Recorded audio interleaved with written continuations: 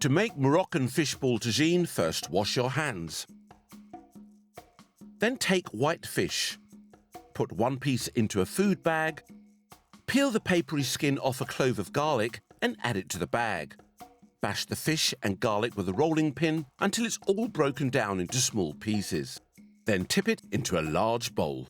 Bash the rest of the fish in the same way. Now carefully check the fish for bones. Don't forget to wash your hands after touching raw fish. Add breadcrumbs and give it a mix. Then crack an egg, check it for eggshell and tip the egg onto a plate. Trap the egg yolk with an egg cup and tip the egg white into your bowl of fish. Carefully cut up a small handful of fresh coriander with scissors and add it to the bowl. Add some chilli flakes. Now peel a piece of fresh ginger by scraping the skin off with the edge of a teaspoon. Grate the peeled ginger and add it to the bowl.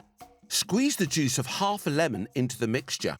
You may need to use a fork to help you. Add 3 twists of black pepper and give it a mix. Now put warm water into a cup, add a pinch of saffron threads and leave it for a while. Next, scoop the fish mixture into balls with an ice cream scoop and place them into an oiled tagine or casserole dish with a lid.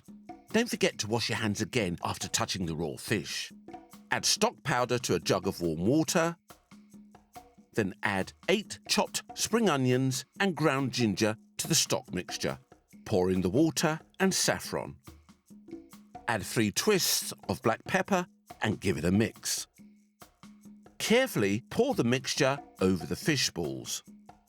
Put the lid on and ask a grown-up to put the dish into the oven for you.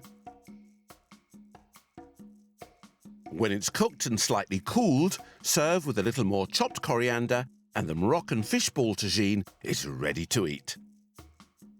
This is a My World Kitchen green recipe that can be eaten often.